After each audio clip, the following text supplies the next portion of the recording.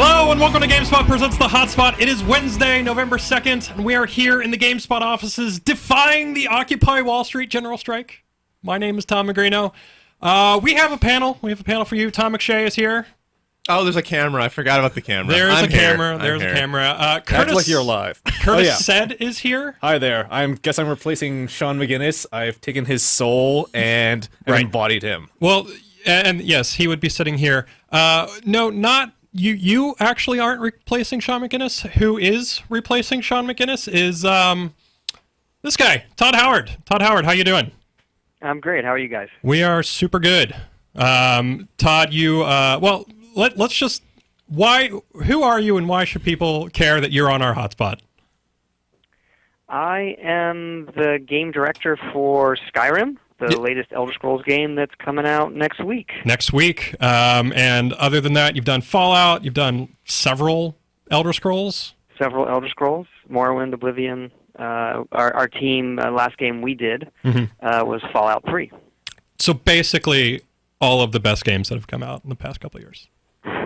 Something like that. Too modest to say. But yeah, we're going to talk a little bit about Skyrim today, and we're going to talk about some other stuff. But just to jump right into it, why not? How big of a headache is it to ship a game on Friday? It's not a headache for me because I'm not the one who, like, I make one copy and then someone else makes millions of them. Right. So that's their problem. I will admit, in the United States, games come out on Tuesdays. So I was the instigator of 11/11/11 as the release date, and I tried to shove that down everyone's throat internally. So all of the greatest release date ever in my mind. Everyone come back and say that's a Friday. Right. All of the PR the stores people don't really in marketing. like that. They're not set up for that, and I would say I don't really care. I'm the creative. You have to do what I say. And what's nice is games in the rest of the world come out on Fridays. Right. So it gave us a worldwide date that was the same. And also in the rest of the world, they write the days the correct way. Day, month, year.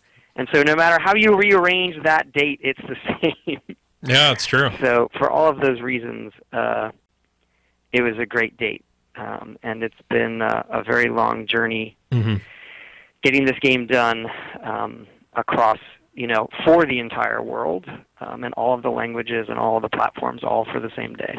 Sweet. And as far as I'm able to see, you guys have done a really good job with this game. We've had it in the office for a little bit. I know we have a reviewer, and actually that's the reason why Kevin Van Ord is not on this podcast, because he's actually reviewing this game as we speak. He seems to like it. I think as a news guy, I can say I've played it for an hour and I like the hell out of it. But I guess we don't really want to spoil anything for people. I know the opening for this game is really good. I enjoyed it. But I kind of wanted to just get into your game design philosophy. Your studio is known for making these big, sprawling games. Can you talk about how you approach a game like Skyrim from the beginning and kind of the process of getting this game onto shelves? The way we usually approach one of our games like this is, what is the world you're in? Okay. I think one of the things that's unique about video games as a form of entertainment is, more so than other forms, it can put you in another world. It can give you a sense of place and geography, unlike a movie can or anything like that. So we usually start with, what is the world you're in? What is it like? Why is it inviting? Why is it fun to explore? What is the look of it? What's the overall tone and mood? And then a lot of the game comes out of that. We try to design something that feels believable for what it is.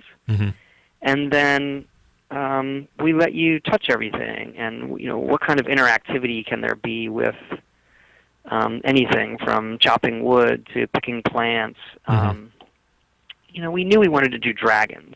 Right. But that's from like a gaminess perspective. That's a little bit easier because you know what you're going to you think you know what you're going to get when you go into a dragon as far as gameplay, even though it has its own challenges. There will probably be fire and hard scales that you have to puncture. I mean, they were a big technical hurdle to get going, but we probably spend more time on all of the stack of little things that you can do, and then how do you balance all of that together?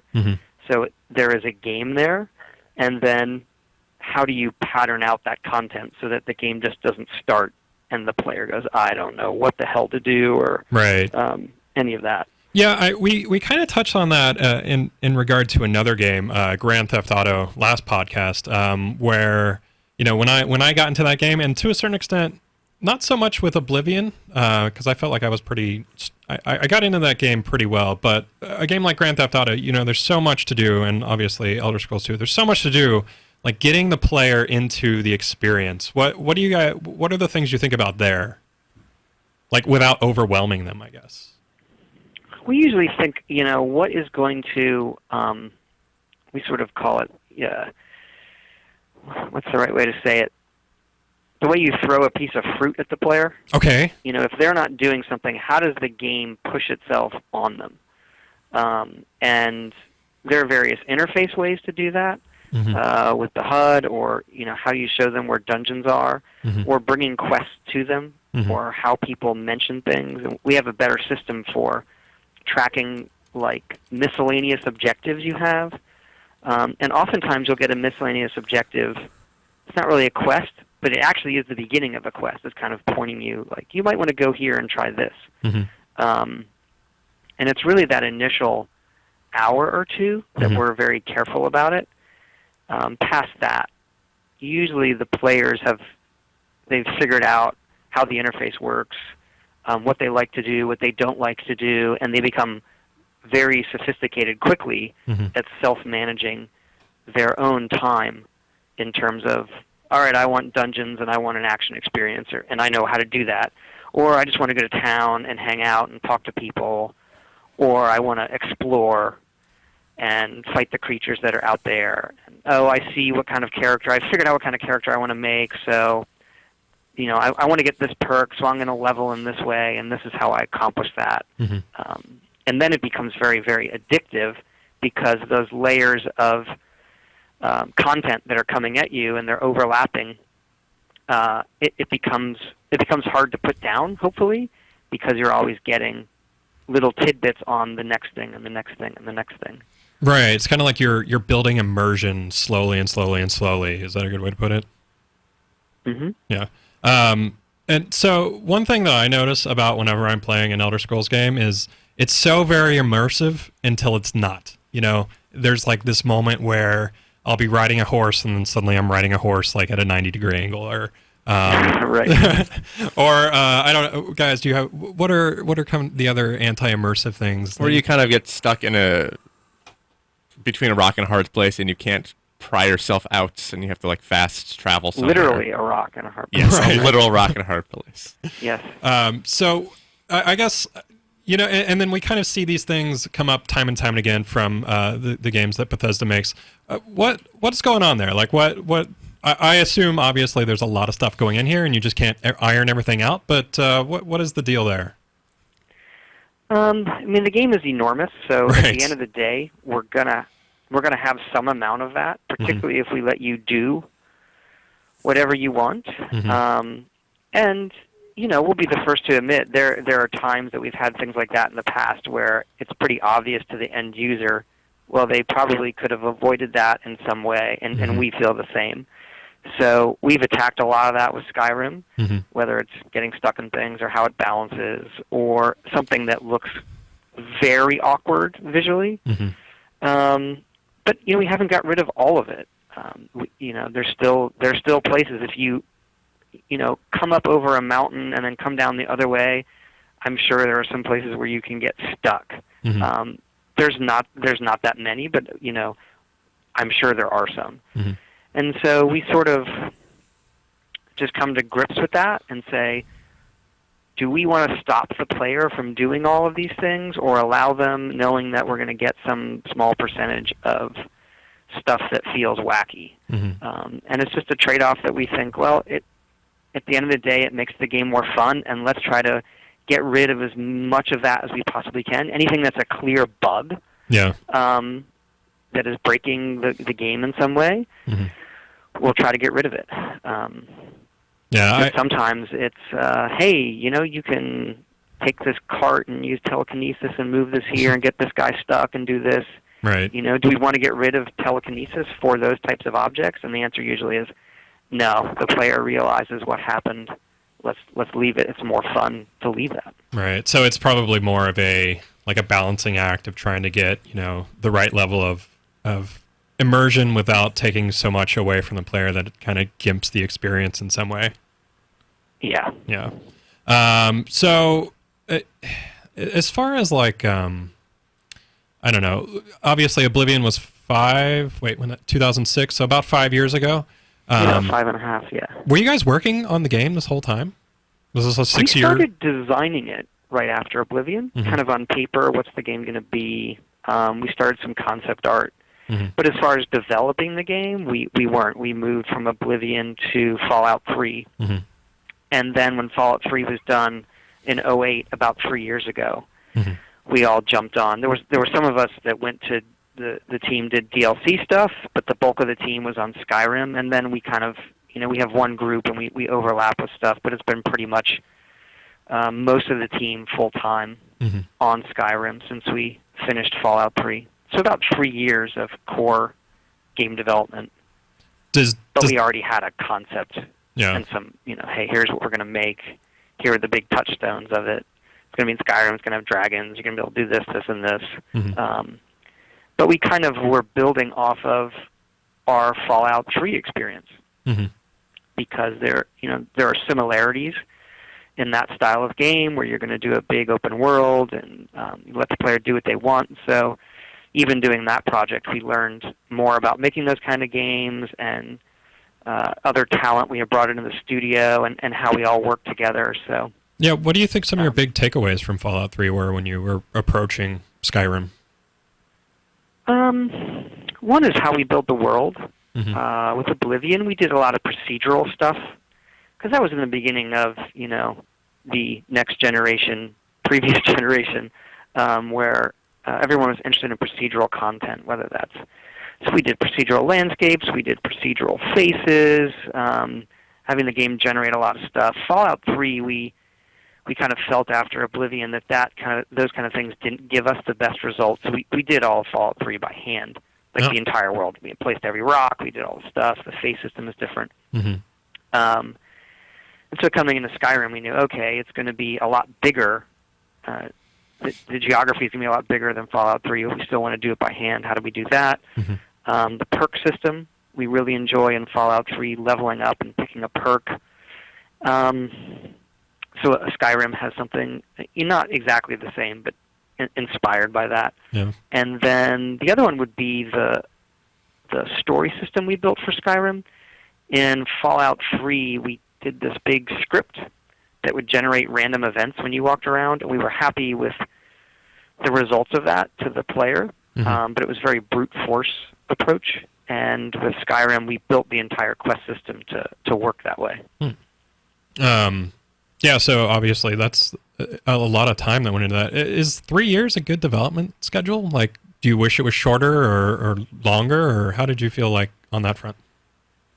I think it's the right amount of time. Yeah. I don't know that we could make, with our staff, we couldn't make a game this size faster, I don't think. And longer than that, I think each game needs whatever time it needs, I guess would be my answer. But we started designing the game 5 years ago. Yeah. Core development on a game, 3 years is a long time to keep up your momentum and being able to make content that is going to be reliable and have some meaning in 3 years or look good. I think if you're looking further than that, you probably end up redoing more content. So I think it was the right amount of time for this game. Yeah, moving, I don't know, say this hypothetical Elder Scrolls 6, is that the same amount of time frame? Like, do you think you'd do it differently in the future as far as spending another 5 years? Is that kind of what you're thinking? I honestly have no idea. Yeah. I know people are probably saying, "Oh no, you absolutely know what it is and when it's coming," Right. but I don't. You don't know until it happens, kind of? No, it's right now we're just putting the final touches on Skyrim on all the versions, and I don't know. Like I said, I think each game will take as long as it needs, and it could be shorter. It could be a lot longer. If we decided, hey, we're just gonna wait. We're gonna do something else and wait a while to come back to Elder Scrolls. It could be a very long time. Yeah. I mean, you guys are kind of in this, not many studios these days are making these like giant epic 50-hour, 60, 70, 100 hours, whatever games. Do you think there's still a place for these type? I mean, obviously you made Skyrim, so you must think there's a place. But as far as like that philosophy goes, right? Do you have any hesitation, I guess, when you're setting out to make this kind of a giant game, as opposed to an $8-10 RP or 10-hour RPG? Any hesitation we would have has nothing to do with the market. It would only have to do with internal team logistics. Like, is that the game we want to make? Do we have enough people to do it? We tend to make the game that we would want to play. And so far, each of the games that we've done has gotten a bigger and bigger audience, not a smaller one. And whereas that isn't a driving motivation, it does give us leverage in terms of getting our project approved. So if our last game sold X and we decide we want to go bigger and crazier, like Fallout 3 did great, we wanted to go bigger and crazier with Skyrim, getting that budget and the time approved to do that is much easier. I think that one of the things that's good about video games now is that you are seeing things at multiple price points, or Xbox Live titles, or iPhone games, and there are more things you can do at various price points. And at the end of the day, the games that we like to do, like a Skyrim, people still want a big, long, epic game that is single player. That's the other part of it. That we can continue to do this, and if we do it at a high level, I think people will still want it. Yeah. I hope they do. If they don't, then we at some point we won't be allowed to do it. Right. So does it bother you though that these games only come out like once every 5 years? Like, would you like to see more Elder Scrolls in the marketplace? Like, would you ever consider, I guess, doing something like what you did with New Vegas and giving this franchise over to your Obsidians or whoever out there to bring out more Elder Scrolls? I mean, the gaps don't bother me at all because I'm usually the one making them. So I'm not looking. You're like, I have a job. I think as a consumer, like personally, when it comes to those things, I think gaps are good for franchises. I think it keeps them a little fresher. I can't think of a franchise that's been hurt by having a long gap and then coming out with something that feels fresh at a high quality level. That's true. But there are also franchises that are able to deliver something, high quality year in year. Look at Assassin's Creed. Really impressed with what they've done every year. So I think a lot of that probably is determined more by internal, studio dynamics. I don't know that the market has really spoken one way or another heavily. But I can't think of a franchise that's been... Usually franchises are hurt by putting out a shitty game, not, yep, totally. Oh, it was only a year later, or it was 7 years later. I don't think it matters. I mean, arguably Dragon Age was like that, where Dragon Age 2 wasn't nearly as good as the original one, and probably most people would have just considered or wanted them to do another year on that. But Todd, do you listen to fan feedback much? Because I know with like Oblivion, it was like the leveling up system. People didn't like the monsters level up with you, and you changed that for Skyrim. Do you care what people think, or do you just give them something and hope that they'll like it? We absolutely care what they think. Yeah, I mean, they're, we're Elder Scrolls fans as well. I always say that. And, the fans who play these kind of games they're very sophisticated, whether that's an Elder Scrolls fan or a Fallout fan. So their feedback on what they have reacted to is really, really valuable to us. There are solutions for those. So they'll have a problem with the game or they feel a certain way about it. That is good feedback, and that is the reality. But their solution for that is not always the best solution in our eyes, because we just have more information on how the game was put together, or how we would solve that, or what other players have run into. But yeah, it's really valuable. So what were some of the biggest points in Skyrim, like when you heard feedback on Oblivion that you were like, we need to change this because these people are totally right? The leveling system obviously was the big one. And we changed that for Fallout 3. So Skyrim's system is very similar to Fallout 3's leveling system. And I mean, I'm not talking about character leveling. I'm talking about creature and treasure, loot balance. But we do that different in each game. We did it very different in Daggerfall to Morrowind. And the fan feedback from Morrowind was, oh, this becomes too easy. I can do this. And we thought to ourselves, well, no one complained with the way we did in Daggerfall, so we moved Oblivion actually to be more like Daggerfall was. But I think because the visuals had, it felt, since the world felt more real, I don't know, I can't explain it. It was met with a big negative, and we recognize that. So what were some of the other ones? The skill system in Oblivion, it doesn't, if you really power game it, you realize that you shouldn't necessarily use the skills that you're selecting in the beginning.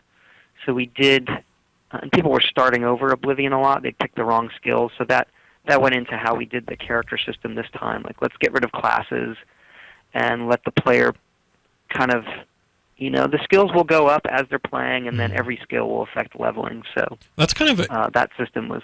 Yeah, in Oblivion, that was kind of what I liked the most, where whenever I'm starting a game, I always feel like this massive amount of indecision, like, oh, do I want to go thief or magician or warrior? And the thing I liked about Oblivion is by, 30 hours in, I had like all sorts of crazy spells if I wanted to, or I could pick locks, or I could, make that. I don't know, I just really enjoyed making that god character. Was that intentional? Yeah, but if you went into it, you started Oblivion, and you picked the wrong initial major skills, you'd play for a bit and then realize, oh wait, I don't want to use that stuff. So you would start over. A lot of people start over, which didn't seem to bother people, but it bothered us. So we wanted to make this one where you could initially find your way a bit more as you played. Yeah, I can see that. And as another aspect to touch on, at least on the PC side, the Elder Scrolls series has always had a strong user modding community within the user base. Did you take any influence from things that the users had actually created or mods that they had made? Like that one with a million watermelons just streaming from the heavens? That wasn't a mod. That was a bug. That was a bug. That's fine. Bugs are cool too. Yeah, we took influence from that. Like, oh crap!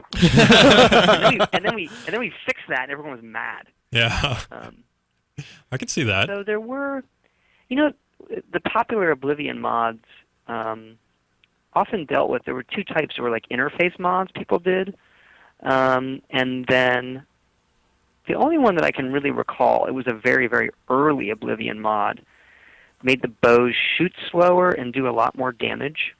So it wasn't just this quick succession of arrows when you're fighting.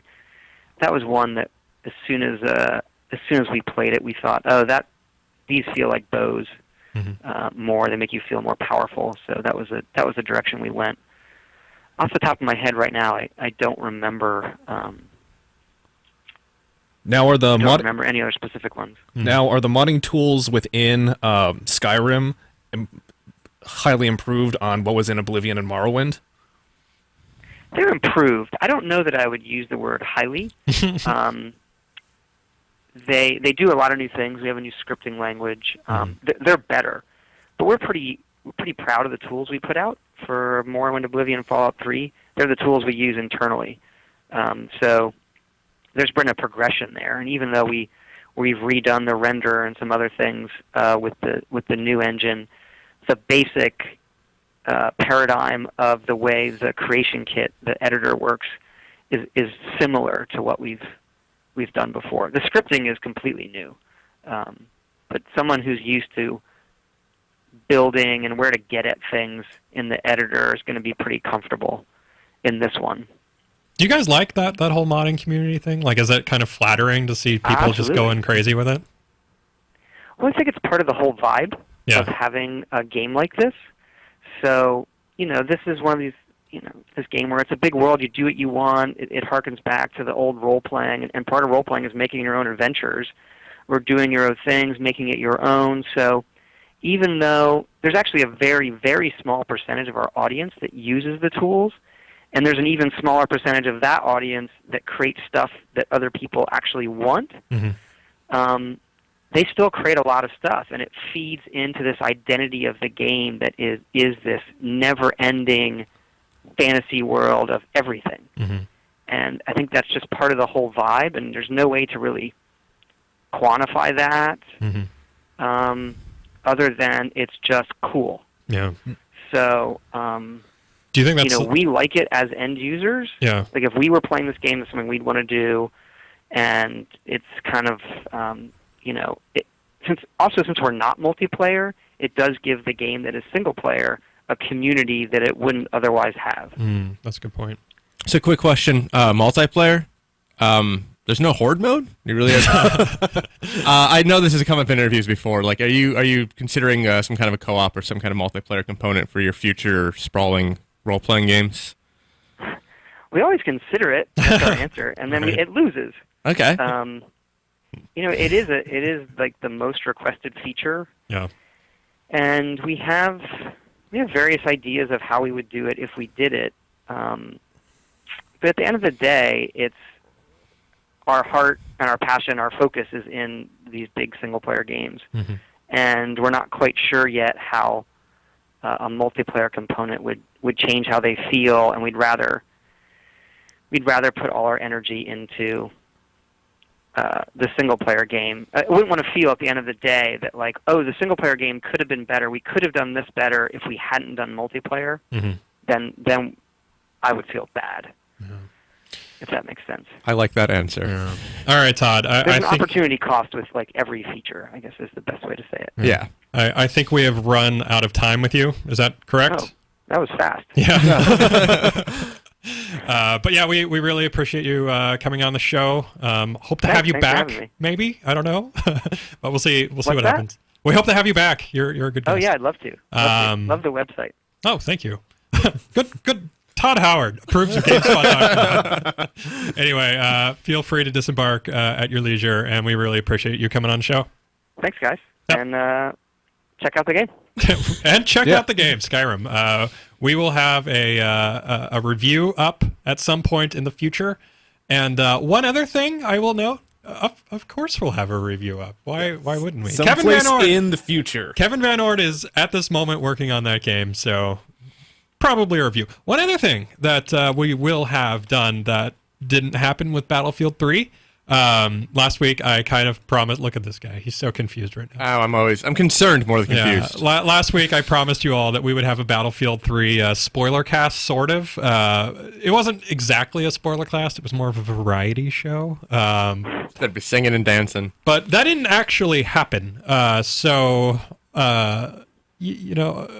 try to make good on a Skyrim spoiler cast. Well, that'll happen for sure. That'll definitely happen. That'll happen. In a couple weeks. What is that? What is the spoiler cast? Oh, that's after. I didn't realize you were still here, Todd. Excellent work. But I will tell you, because I'm sure everybody wants to know. Spoiler casts are basically our chance to, after the game is well out, 2 weeks or at a minimum, I'd say, maybe less. We're going to shoot for about 2 weeks. We're just gonna, go nuts and explore, go as deep into this game as we possibly can, and for this show, we're gonna do it live with live phone calls. So people will be able to call in, and you can ask us questions. Call in. Yeah, you should totally call in and grill Kevin Van Ord on why this game isn't whatever he gives it. I don't know. What was it? Yeah, that would be probably for the best. Okay, now I'm going to hang up. Okay. Thanks a lot, Thanks Todd. again, guys. Have a good one. Take care. All right, that clicking noise means he's gone. Yes, that's how it works.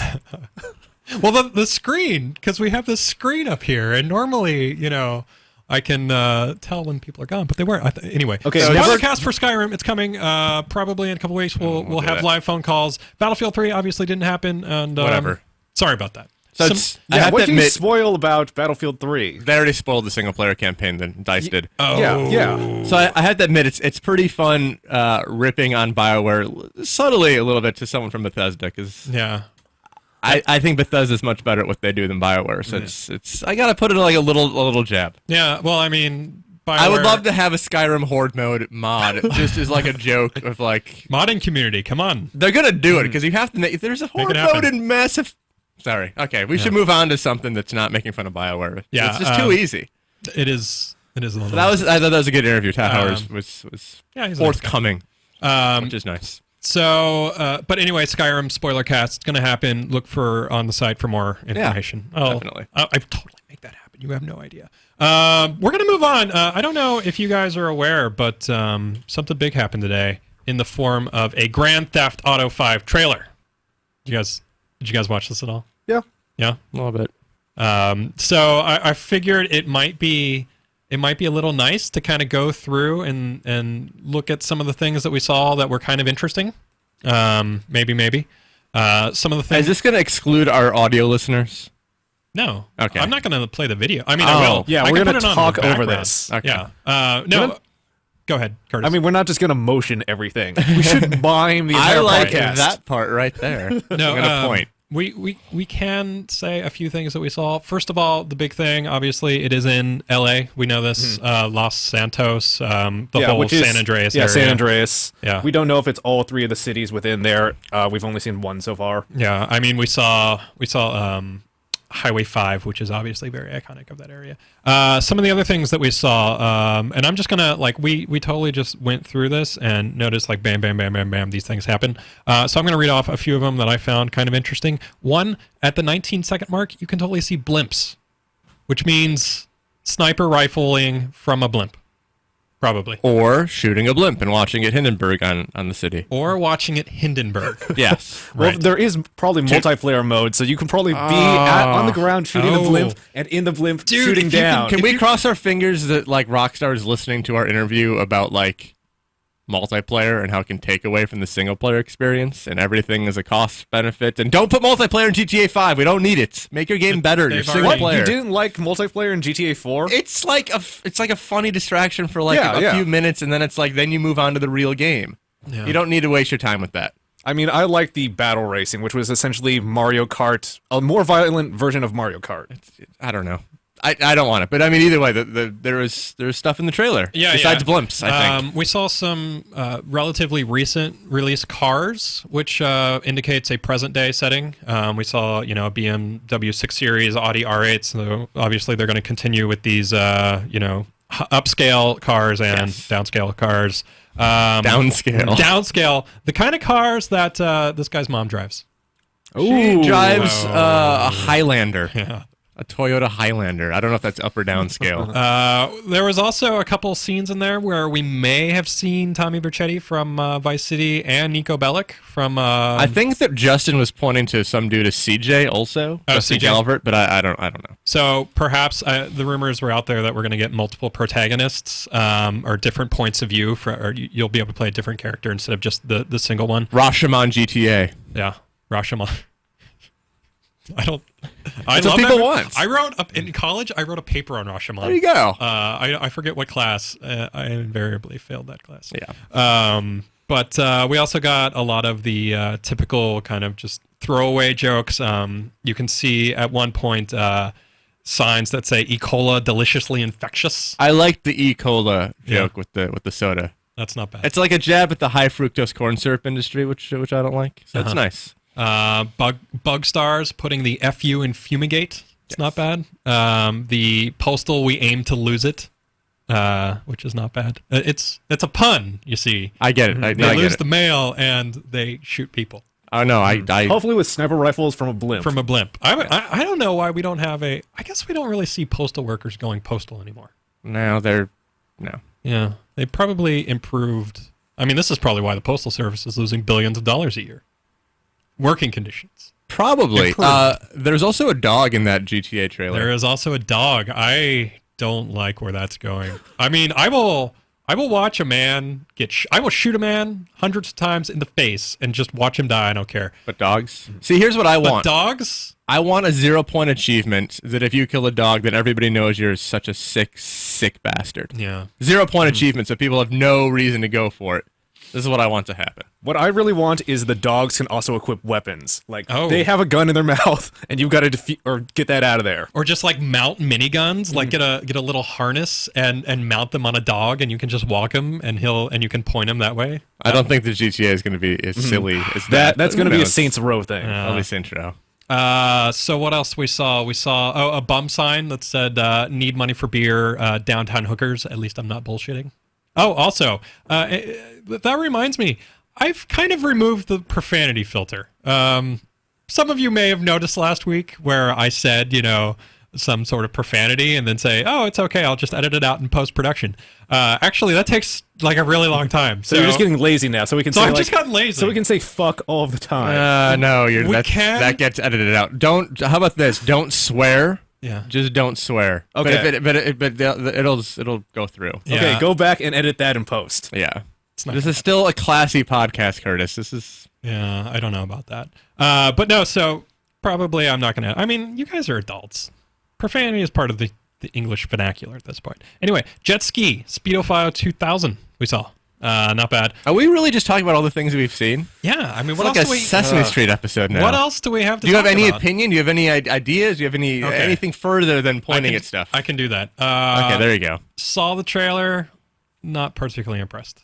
I mean, it looks like GTA 4 in a different city, and it's the same city from GTA 3.3. Yeah. So that's hard to be excited about it, but I'm sure it'll be good. Yeah, I mean, it definitely looks amazing. Holy Jesus, it looks really, really slick. Their atmosphere is the best. Yeah, but as far as if we're gonna see, I don't know, anything interesting or new. I mean, I'm assuming it's happening in the present day because we see a lot of the same names and, or at least for the cars and everything. Mm-hmm. And also, everything looks pretty modern. And the assumption is that the narrator is one of the past protagonists, just old. Oh, is that the assumption now, Curtis? It's the assumption, but we don't know for sure. Okay. Who's assuming this? I have no idea. Are you assuming this? Didn't Danny O'Dwyer? Oh, you just parroted Danny O'Dwyer's assumption. I'm pretty sure, yeah. Okay, As like, okay, some kind of fact. that's fair. So I mean, how do you feel about this game? Are you excited? Are you? I mean, I didn't beat GTA 4 because it was so long and pretty boring. Man, I'm I gonna beat say. that game. Weren't you bored like halfway through? Like, Yes! this needs to end. They didn't evolve the gameplay at all. It was the same yeah. thing over and over And the and plot over wasn't again. interesting at all. No. And I hated the characters. I'm fully aware of the problems of GTA 4. I still had fun with it and I still finished it. But I mean, man, that game. Yeah, not worth They playing have to through. figure out how to like have some gameplay evolution, so it's not the same stuff over and over and over again. Well, I mean, that's another thing with these really super long games. Like a lot of That the game time, took less than 30 hours. It's not super long. It was a 25-hour game. Oh, I'm sorry. it was just didn't realize tedious. less than 30 hours is literally more than a day. It felt Yeah, like but it's like you're not talking about Oblivion here. You're talking about it's like a 25-hour game that's the same stuff over and over again. it felt really tedious and repetitious, so that was a big reason why I didn't want to go through it. But I did play multiplayer a lot. I liked the multiplayer in that. A lot of it was from the wacky driving because it didn't it didn't work right. No, it did not. So you would get in crazy car accidents. You could bust out a window, shoot people while we were doing it. Usually during the races, I would Switch get to Curtis on the video. Yeah. Oh, He's sorry. talking. Yeah, What? this is my Oh, voice. I had the. That's my bad. That's my. I was looking at this. I was Usually trying to during the races, I would just get in a bus, drive the other way, and just annihilate people.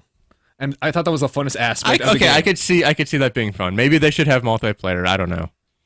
Why don't they just integrate it within the? So what? story Has you're the main character, you get gunned down by another player coming along? Well, like GTA, like Saints Row has co-op. Like, why can't this just have something like that? Lord of the Rings does. Yeah, we should have it like something Lord like of the Dark Rings. Souls, where people actually invade you. Whoa! Whoa! Whoa! I don't know if that. I mean, that's taking the whole multiple protagonist thing to a whole new. That level. would be pretty cool if they'd ripped off Dark Souls. I mean, we really haven't seen anybody rip off Dark Souls to that degree. No, Yeah. the closest is that one weird mind-jacking game Mind that Jack? nobody even cared about or remembers. But that did some Oh, of the... right. Yeah. Mind hack that Kevin was talking about the other day. Yes, that's the only thing that's ever... I don't know. Yeah. No, I don't know. Like, as far as the whole multiplayer component goes, like, I think, and I think we've been over this before, like the multiplayer component, people actually like that in GTA 4. I think there's a didn't realize way. people liked. There is a Sorry. way to make something like this happen without ruining the experience, you know? Like in Skyrim, for example, if you can get a whole, like a death match of people shooting arrows and coming at you with swords. That sounds horrible. Really? Yeah. And everybody gets stuck in the terrain, and they all have to fast travel to fight again. Yeah, I guess that actually doesn't sound so great.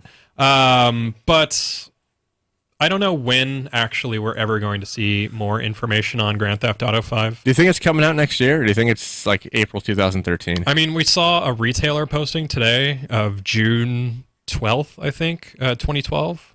This was for the UK. So I don't know if they slipped up and, you know, that's when it's coming out. The other one was April 2008, right? So I mean, you're talking about a how 4-year development time. How soon did we see the Grand Theft Auto 4 trailer before Oh, the game was released? I don't know. thought it was pretty early. That is a good question that I do not have the answer to at this very moment. But I'm sure GameSpot.com can tell you that information. I don't know. Is there anything else you guys want to talk about this? I feel like we hit it pretty good. Yeah, I think we nailed it. I mean, this is a perfect discussion. We nailed it. Yeah. I mean, one thing that I think bears mentioning is Grand Theft Auto 4 got a perfect score from GameSpot.com. Do you see that happening again? No. No. I did not. I was not working here in April. I got hired in May, so I did not have. You're just giving us. I did not have. I was not able to give feedback on the score. Okay. Yeah, I mean, obviously, strongly disagree with that score. As I've mentioned before, I mean, I think that game has issues. I mean, I know a lot of the rest of the staff really loves the GTAs and Rockstar games in general, so... Some of the staff does love it, but yeah, getting a 10 means there's... A 10 from us does not mean perfect, but it means when we play it, we can't really figure out a way to make it better, which is why I gave Mario Galaxy 2 a 10, is I can't really figure out what they would do to make it better. We can list a dozen things to make GTA 4 better. We can list a dozen things. Yeah. So I'd be surprised. It'd be very impressive if they could get to that level. But who knows? It might happen. Sure. We don't know when it's going to happen. We don't know anything about this game. It's LA. We can actually move on, though. Does that sound good? I want to briefly touch on some earnings reports. I know this is... Are you Oh, serious? perhaps the single most boring thing... Should we go to sleep right now? No, what? This is interesting. Nintendo lost $926 million during its first half of its fiscal year, April to September. I think, by the way, the first trailer was 13 months before release. 13 months. It people. looks like it. Think about 13 months. I don't know. And I think marketing has actually changed in that time period. I think a lot of marketers are thinking that they need to hold off until about 6 to 9 months before talking. People saw the reaction to Guillermo del Toro's, like, my game's coming in 14 years, insane, or 2014. Insane, yeah, it's like, Yeah. I like Guillermo del Toro. I'm pumped for that game, and it's made by Volition, who's very talented, but it's Yeah. like 2014 or something crazy. And no, I saw Guillermo at Comic-Con, and that guy has perhaps he's Spanish, and his native language is Spanish.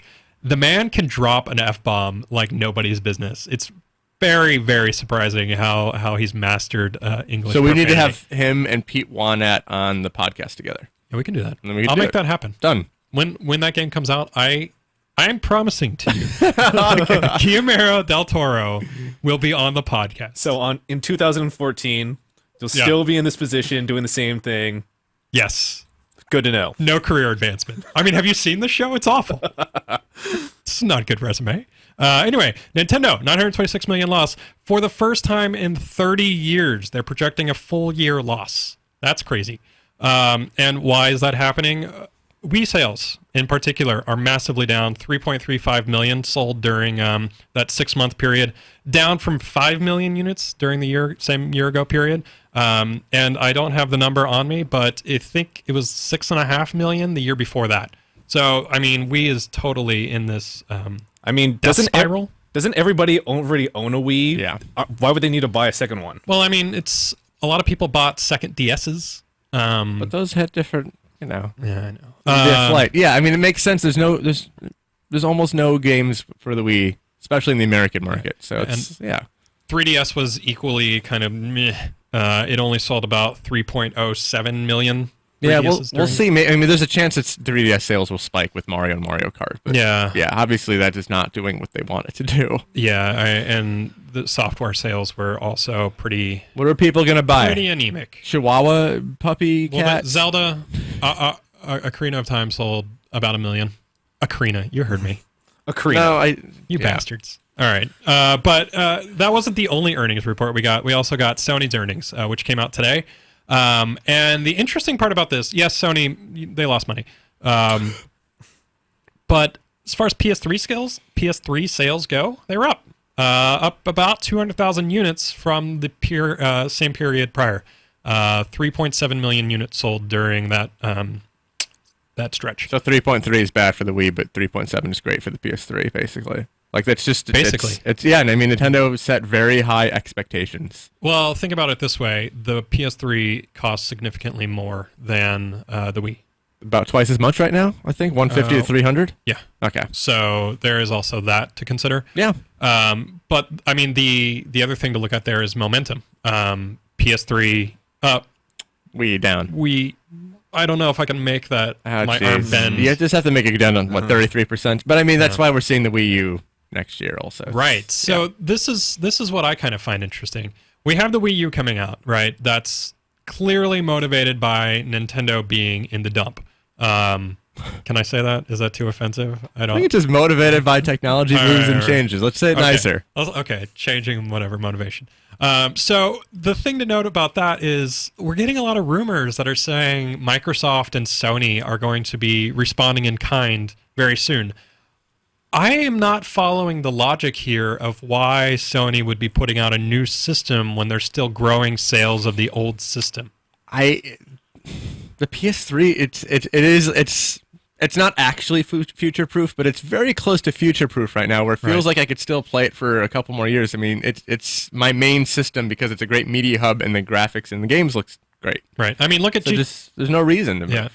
If you look at that GTA 5 trailer, it looks amazing, and I'm sure that's what it's probably going to fairly close to what it's going to look like on the PS3. So I could see the Xbox advancing to a new console because compared to the PS3, it's a little jankety. A little at the janky? moment. Yeah. It could use a Blu-ray player Yeah. and like just Well, so- Blu-ray media for its games. Its best games don't look as good as Killzone and Uncharted. Like it is behind the curve Right. technologically now, and it still looks fine though. That's the thing. Like when you look at Gears, you're like, oh, I don't really need a new system, but I don't know. So one point of clarification, and I should have said this earlier, those Wii sales were for a 6-month period, and the PS3 sales were for, I believe, this might be a mess up. No, I'm going to go ahead and say it. I believe that's the 3-month period. So you're looking at 3.7 during a 3-month period and 3.5 for a 6-month period. The counterpoint to that, Microsoft reported their earnings like in October, and they actually only sold about 2.3 million units, which is obviously, 1 million less. And this is worldwide also. This is all worldwide. The difference there, of course, though, is that Microsoft is making money off of their console and Sony is not. But so I guess the thing there is we'll definitely see a 360 before I think we'll see that at 2000. a new Xbox before a new Xbox PlayStation. Loop. Yeah. It's already got a name. The Xbox and we Loop. already know Rare is working on nothing. Yeah. So I mean, we got all the Rightfully inside information. I mean, if it's something, it'll just be a turd. Turd. I hope it's nothing. Just kill them. Just put them out of their misery. It'll never happen. Okay. Yeah, so 2012 E3, I think we'll see the new Xbox, and I think it's going to get blown out of the water by the Wii U because Wii U will actually have a launch lineup to show off, Yeah. which you really can't compete with like a tech demos. No, that's true. And I think Sony's just going to wait. Like, I don't really see. I mean, next year they could wow people with Twisted Metal and Lost Guardian and stuff like that. Last Guardian? Last Guardian. Okay, I'll find that Guardian. you find that Guardian. He's the last lost Guardian. Oh no! All the Where other is ones he? are found. Singularly Who lost the last Guardian? I don't see Sony doing that next year, but I mean we'll see. Yeah. Certainly, it would be a fool's venture. I mean, Sony doesn't need to make any more stupid mistakes with their No, they're because now it's hitting its stride. Yeah, it is hitting a stride. We're going to move on. That's it for news. I want to talk about 10 years ago this week in reviews. 10 years ago this week in reviews was a amazing week for games. I'm going to read 3 because they're all amazing. And I don't think this is even all of them. 8.0. You guys ready? Sure. No. No? This is still pre-GameCube and Xbox, right? No, this is Xbox, I think. Oh. Yeah, When did that system when come out? I thought it was like the 18th of November. November. Remember the November? I don't know. I don't actually remember when the Xbox launched. I know that makes me bad at my job, but I'm sure there are websites that will tell us. I bet there's not. all right. You just have to trust my memory. You guys look that up. I'm going to read this. This game is 1 part Ridge Racer, 1 part Tokyo Extreme Racing, and 1 part Crazy Taxi. In typical Ridge Racer style, it is quite easy to get sideways and power slide through sharp turns. Controlling these power slides just right at the same time, avoiding traffic can be challenging and entertaining. Like in Tokyo Extreme Racing, you'll find yourself racing against intelligent AI racers through traffic. They will jockey for position and otherwise try to run you into other cars. Finally, as with so-called crazy throughs in Sega's Crazy Taxi, the game rewards the player for driving into oncoming traffic and for near misses. Can I just guess? Go for it. Metropolis Street Racer? Nope. It's not Bizarre? Not bizarre, but Okay. it's an equally high-profile racing company. I mean, I don't play racing games, so I would just throw out like Need for Speed, but that's Nope. probably wrong. Because it's not like Burnout yet, is it? Is Maybe. it Burnout? Is it the first Really? Burnouts? It is the first Burnout. Whoa! I never played the first 2 Burnouts. Yeah. Rest in peace, Acclaim. I've never played them. Yeah, 8.0. Criterion made that, and we liked it. Yeah. Pretty good start for the franchise. Let's move on. So if you're wondering about release dates, the 18th was the GameCube, not the Xbox. The Okay. 15th was the Xbox. So what you're telling me is I was off by 3 PlayStation days. 2 was out by then, right? The PlayStation 2 was out October 25th or 6th, 2000. Yeah, So this is the 11th year anniversary. right. So these games, I don't know. They're PS2 They came games. out and we reviewed them. I assume they're on They're platforms that PS2. exist. Okay. 9.2. This is not a PS2 game. It speaks volumes that the most significant complaints specific to this game are minor interface issues. The game represents solid design coupled with careful execution at its level best. That's some weird writing there.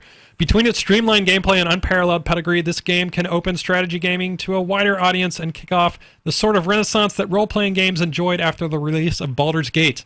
We can only hope.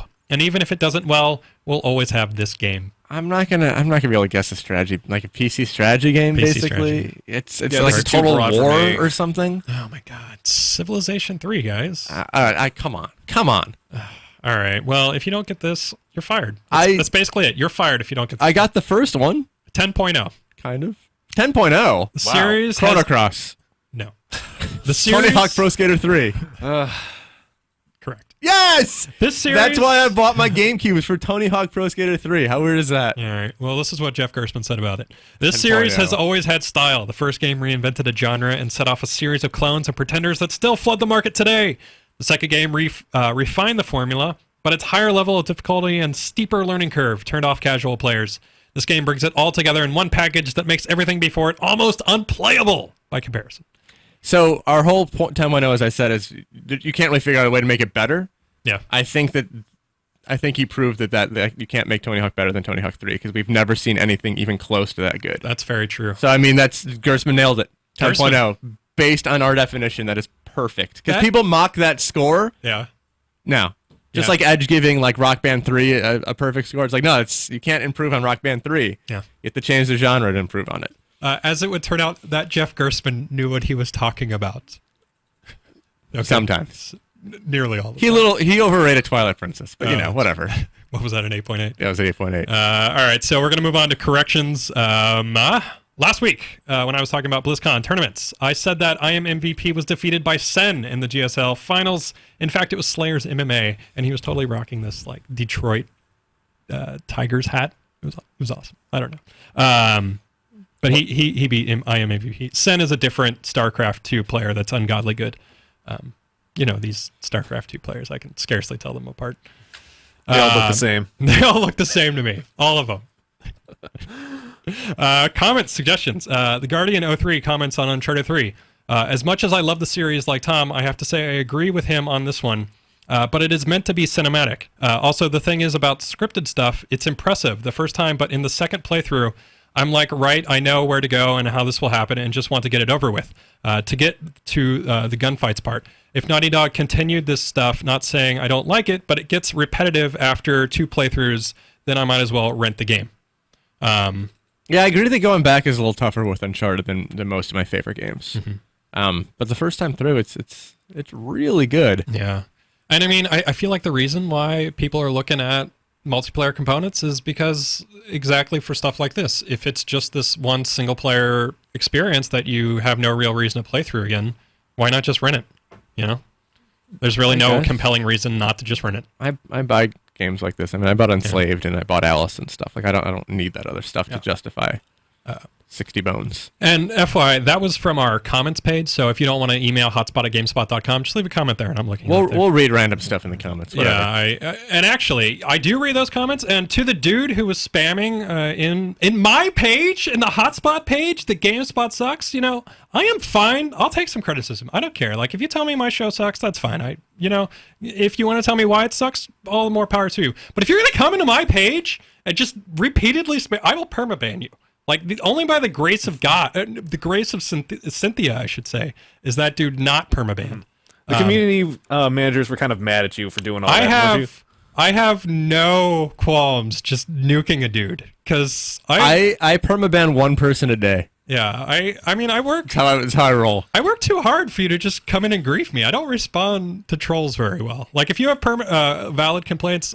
I love valid complaints, but if you're just going to come in and piss me off, you will piss me off, and I will permaban you. So don't do it. We have more from the comment section. WCK619 comments. I don't know why you are all talking garbage about GTA 4. That game got a 10/10. That means perfect. But now here you sit and struggle to find redeeming qualities about it. Seriously, Magrino? You could only play 3 hours of it? Really? The story was great, as with the gameplay, great acting and in-depth character portrayals, and I completely disagree about changing the location. Maybe the year, not the location. The series has always the series always goes Liberty City, Vice City, San Andreas, lather, rinse, repeat. If they are going to move to new cities, why start the series over by going back to Liberty City? And GTA doesn't push the envelope. Didn't GTA San Andreas get banned? They had to re-release it, which is true. It didn't quite get banned. It got an AO rating. But they did, and in fact, have to re-release it because of that. The series has been getting more and more explicit every time.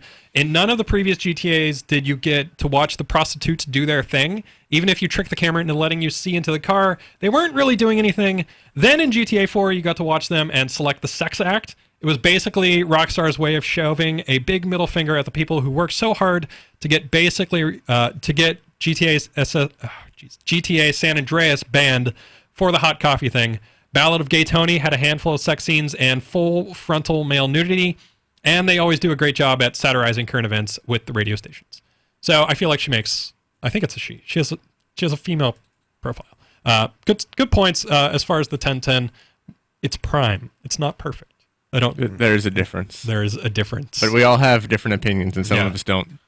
No, yeah. Yeah. I mean, I'm sure the reviewer loved that game, and the panel here kind of doesn't. Yeah, I liked it. I seem like I like it more than most.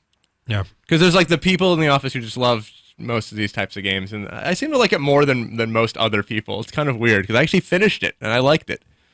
Pimp Your Good Cause. Haven't had this in a while. Child's Play is underway.